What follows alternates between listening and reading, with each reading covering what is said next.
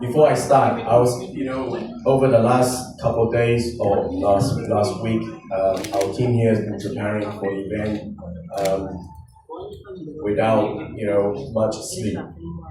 And we were also deliberating whether we should reschedule the event. But then we thought,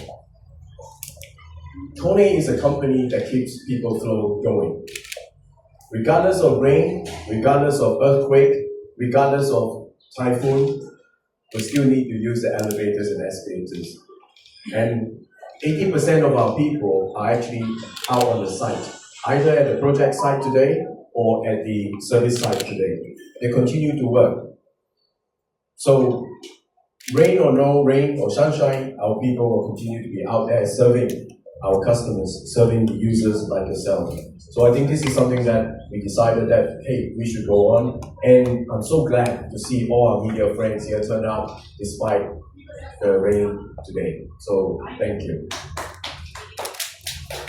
So I will start with KONE in Southeast Asia to share with you our footprints in Southeast Asia. We're present in 6 countries in Southeast Asia, Philippines being one of them. Then we have Singapore, Malaysia, Thailand, Vietnam, and Indonesia. So there are 6 countries that we have the footprints. And we do have also distributor countries where we don't have footprints, but we use distributors in Cambodia, Myanmar, Laos, and Brunei. So those are the countries that we have presence in. So if you can see that we pride ourselves in people flow. We have 600,000 people. Every day, there are 2 billion people that use KONE's equipment. That's 2 billion. We have population in the world now, I think roughly about 8 billion. China is slowing down. India is growing in terms of population. I think Philippines is also adding to the population growth here. So there are 8 billion people. 2 billion of these people are using KONE's equipment. So it's something that we pride ourselves. Escalators, elevators, auto walks, at the airports, at the infrastructure, buildings. We have 60,000 plus employees, and KONE is a very old Finnish company. We established ourselves in 1910, so we're more than 150 years now in terms of history. And one important thing, why KONE? The word KONE in Finn, my Finnish colleague here will know, it means machine. So KONE itself means machine. So we started many years ago. And innovation, it is our pride as well. KONE, so far, is the only elevator and escalator company in the industry that is in the top 100 most innovative companies. The likes of Meta, the likes of Google, Alphabet, or we call it now, Microsoft. So KONE is the only elevator and escalator company that is in the most innovative companies in the world. So we have achieved a lot in our past strategy, between 2001 to 2004. We have launched DX, 24/7, connectivity, sustainability, modernization, resilience, and talking about people, that's the most important thing. It's about diversity, inclusion, and equity. I will go through with you more in terms of how far we have achieved from 2001 to 2004, and where are we going from 2025, right? So 2024, so not 2004, 2021 to 2024. So those achievements is really propelled us to where we are today, where we want to go in the next 6 years. So these are the 3 elements that is driving the development of, I would say, the industry, but it's also about how the world is moving. First is urbanization. We talk about urbanization. If you can see Manila, urbanization itself is everywhere. 55% of the world population now lives in the urban cities. By 2050, United Nations said about 68% will be living in the urban cities.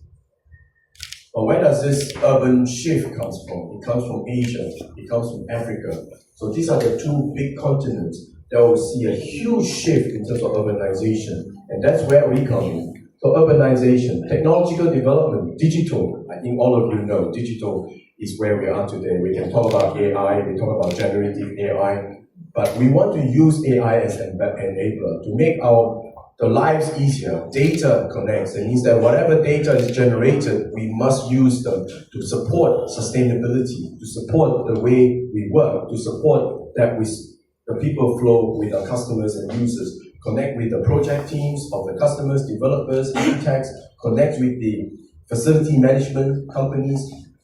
And the last one is sustainability. I think that's a very important thing. Talking about climate, we look outside today, that's where it's happening, right? I just came from Singapore over the weekend. Singapore was running at 35, 36 degrees Celsius. No rain, but it was scorching. I don't remember growing up having to face 35, 36 degrees temperature. I think the hottest we came to in my generation at least was about 31, 32 degrees. But today we're facing 35, 36 degrees. That's super hot. You go into the car, you feel like you are not just in a sauna, you're probably next to a volcano somehow, right? So I think we'll feel the same everywhere we go. And the disasters, natural disasters are happening everywhere. That's why sustainability, KONE plays a big, big part in terms of our commitment towards carbon neutral 2030. So this brings to me the next slide is about our Reyes strategy. I talk about our old strategy, 2021 to 2024, but Reyes strategy is what's going to take us for the next 6 years. If you look at it, it's a very simple strategy, 4 shifts plus a core. So the first shift is about accelerated digital. What does that mean, accelerated digital?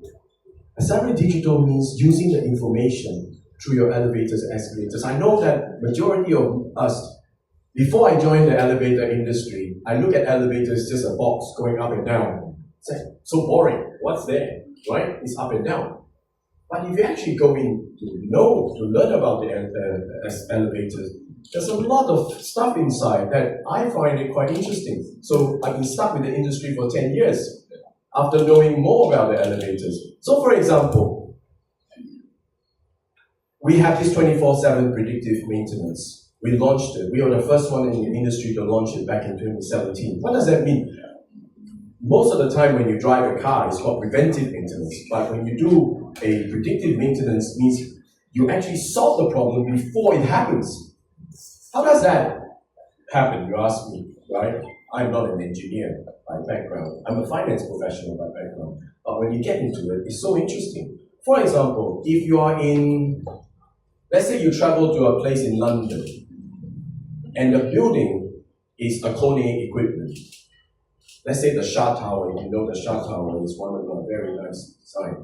If the doors of the Shah Tower closes 2 seconds slower, that information will go up to the cloud, and the cloud will transmit this information through IoT to all our technical help desk 24/7, 24 hours, 7 days a week. That's manned by our team to get us information saying, oh, this model actually have a door problem, the closing 2 seconds slower.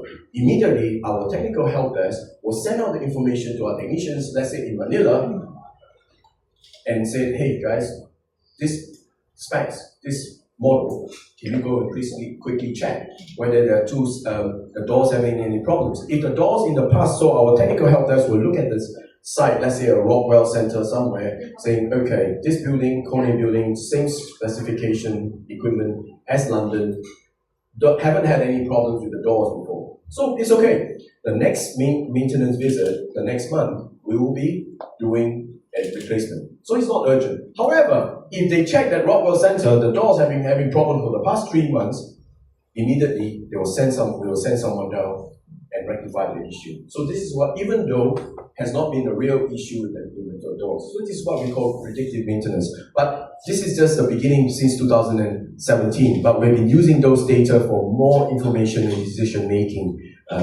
after that. Drive modernization. If you can see everywhere in Southeast Asia, modernization, what does it mean? If you go into Manila district, today I drive around, there are a lot of new buildings, new offices, but they are quite empty. Do you notice that? And the other day, I was with Patri with one of the CEOs of developers, and they said that, hey, about 30% to 40% of the buildings now are unoccupied. That means that it's an oversupply of offices. So the new offices will be giving very attractive rates to attract tenants. The old offices, if you don't upgrade your buildings, either the lobby or the car park, your elevators, they will lose out tenants. And that's where modernization comes in. This is where Southeast Asia, I believe in the next 15, 20 years, this drive modernization will continue to grow. And that's where we're trying to help as well. And with residential, I talk about urbanization, straightforward. Every one of us moving to high rises because land is scarce now, land is expensive. That's why high rises comes in. And residential, everyone needs a home. And that's where we are moving into that. Cut carbon. We talk about cut carbon. All the factories in KONE, be it the 7, 8 factories around the world, have achieved net carbon neutral. Today is 25, so it's 23. We achieved that in 2023. All our factories are net carbon neutral now. And we are also looking at the full cycle of cut carbon. It means that when our equipment is delivered to the project sites, we have all the waste. We also have to manage the waste in a full sustainable way. And that's how the full cycle, life cycle of the equipment, the waste. And the waste, we also recycle some of them. We use waste, recycle materials for our equipment in our factories as well. So there's a lot of things that we're doing in the cut carbon. And the last one is easiest to work for and work with. What does that mean? It means that we want to make our processes easy for customers to work with us and also make it a great place for our employees to work in. The last one, you see this here, these are our values. We have very simple values, 4 C's. It's about courage, collaboration, customer, and care. So these are the 4 C's. So we shape the future of the cities. I won't go through this. I talked about this just now, but this is what we are doing, robotic. And we are the first company that have elevators that can speak to the robots.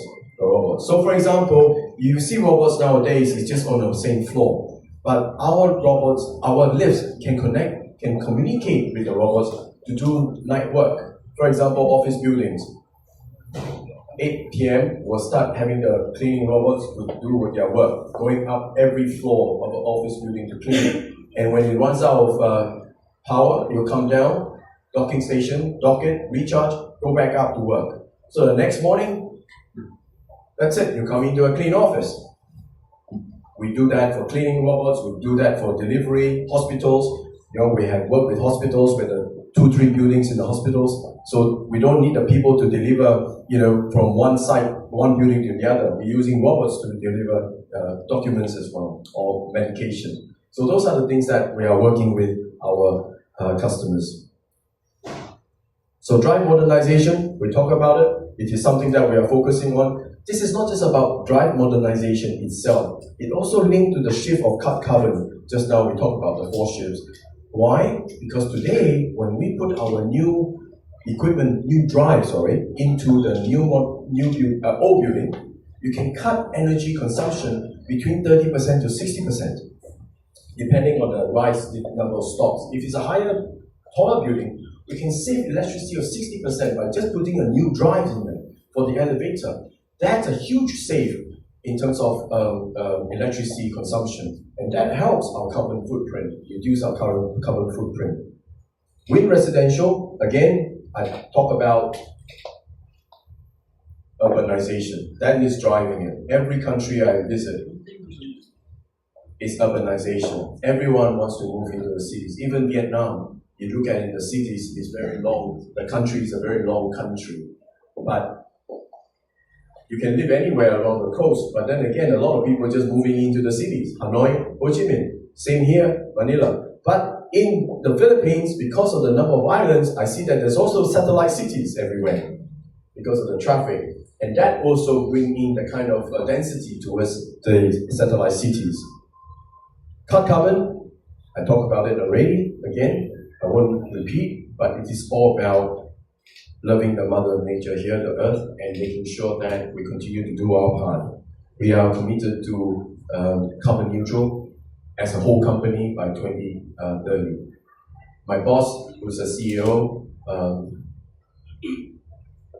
told us recently, I think it was last year, end of last year, he said, don't treat this as something that's just a pledge, because when you pledge something 2030 carbon neutral as a company, if we don't achieve the carbon neutral, he has to go to jail and pay fines. So it is a serious matter. I didn't know that. So thank you very much, and I will talk more about that later. But then for now, I hand it over to Patrick. All right, thank you, Mr. Loy, for the insightful overview of KONE's footprint and future aspirations for Southeast Asia. Now let's focus on our local impact here in the Philippines. Here to share more about KONE's growing presence in the country and our commitment to Filipino talent, please welcome the Managing Director of KONE Philippines, Mr. Peter Kirkland. Thank you. Magandang umaga. So let's put that to context for Philippines. What Edward said is so relevant for us in the Philippines. We mentioned a lot about urbanization. In Philippines, we have currently urbanization rate of 48-49%, and it's expected to grow very fast. And with 2050, there should be already 100 million people living in urban environment. And like Edward mentioned, it means more high-rise buildings, it means more condominiums, it means more people flow challenges, and it means solutions what we can help.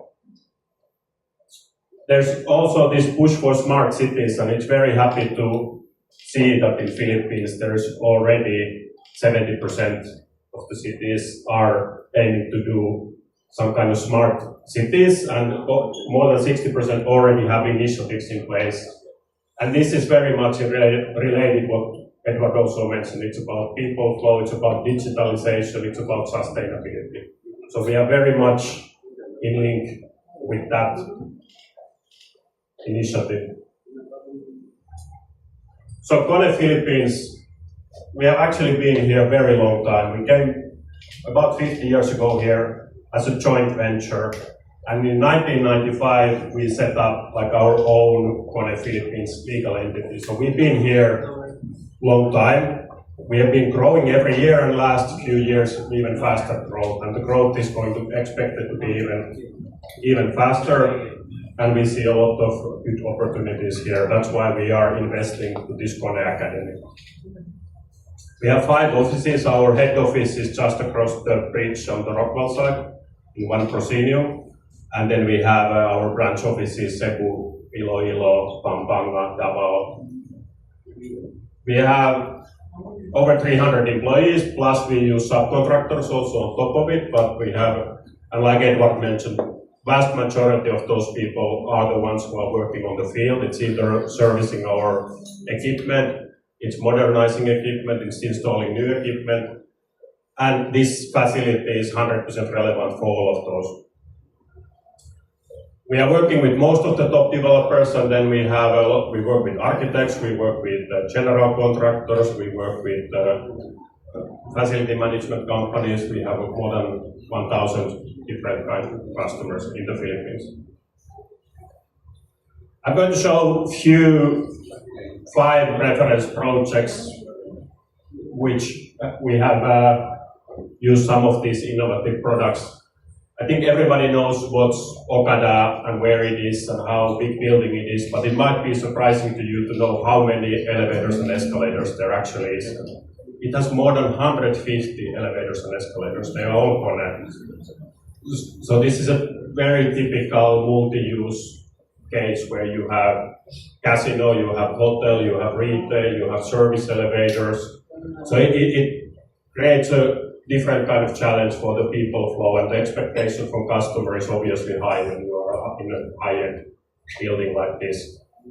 And this is one of the very first ones where we installed these 24/7 connected services that Edward mentioned, which sends data to the cloud all the time. So we installed it here 2019, and now today we have more than half of our units are connected to cloud using that service. So Proscenium Rockwell, most of the elevators in the Rockwell is one of our best customers. Our head office is there. Proscenium is high-end residential. KONE units, expectation is excellent service level, good right quality and uptime of the units. One special feature what we used here, first time in Philippines, is jump lift. Jump lift is the solution where you can start using the elevator already during construction, even if you haven't top of the building. So as the building goes higher, we move the machine room, and the construction team can use it in a safe and very efficient way to speed up the construction time and make the more efficiencies. Talking about high-end buildings, this one is a new one, PWDC Tower. It's actually 43 floors, but only about 40 apartments. So each floor is its own apartment, and each floor is 500 square meters. So very ultra-luxurious building, where also there's a lot of emphasis of doing very nice finishes and antibacterial kind of sustainable finishes. Edward talked a lot about modernization and how dry modernization is part of our strategy. This is just one example where we have done a modernization, and Forbes Tower in Makati, and this business is growing even faster than any other business because we know there's aging buildings. Edward mentioned in offices, it's a great opportunity to upgrade it. For any building, it's always more sustainable to refurbish it than to build a new building, and you get a lot of energy saving by using our newest regenerative drive and other solutions. And of course, we are not just talking about Metro Manila. We mentioned already we have offices everywhere. Cebu Landmaster is one of our big customers, so this is one example of Latitude Corporate Tower where we have our branch office also. It has a destination control system. It has LEED and one of the first buildings to have a Bird certification in the Philippines.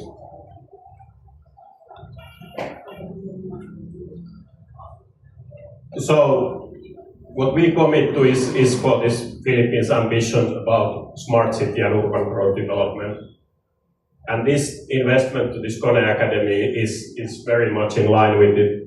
So this is a couple of purposes, but the one main purpose is to upskill our people. We are doing it for the technical skills, ensuring safety, improving the product and the service and excellence. It's also about the soft skills. It's more and more important that our people are good to communicate. That's why we have classrooms here also. So it's not just going to the shaft and know how to install a service unit. It's about understanding the customer's journey. The capacity here, what we can do is 600 plus certifications in annually, and we are aiming to do by 2030 at least 4,400 certification, different people, different kind of trainings. It includes installation, modernization, service, troubleshooters. There's a lot of upskilling what we can do in this academy. Edward mentioned how KONE means machine in Finnish, but our machines are getting more and more smarter, more and more complicated. In the past, it was only you needed to have a good mechanical skills, then you need electrical skills. Now you need software skills, you need a lot of kind of skills to to be able to be a good quality professional and have that kind of long-term career in this business. So this academy and facility will help to upskill our people with hands-on trainings and real scenarios and incorporating these new innovations into our customers' buildings. There's one innovation what we have not yet done in Philippines, and we are looking for our first opportunity to do it, and I think later you can see an example of this ultra rope.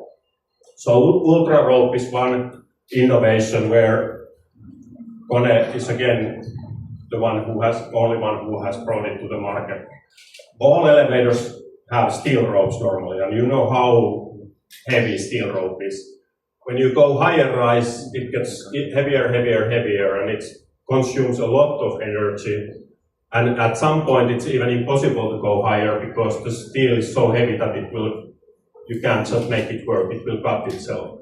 So KONE made this carbon fiber version of the ropes called ultra rope. And then we have been selling it a lot in Middle East. Marina Bay Sands is using those. So the benefit is not only that it's lighter, that's the most obvious one, so you save a lot in the energy.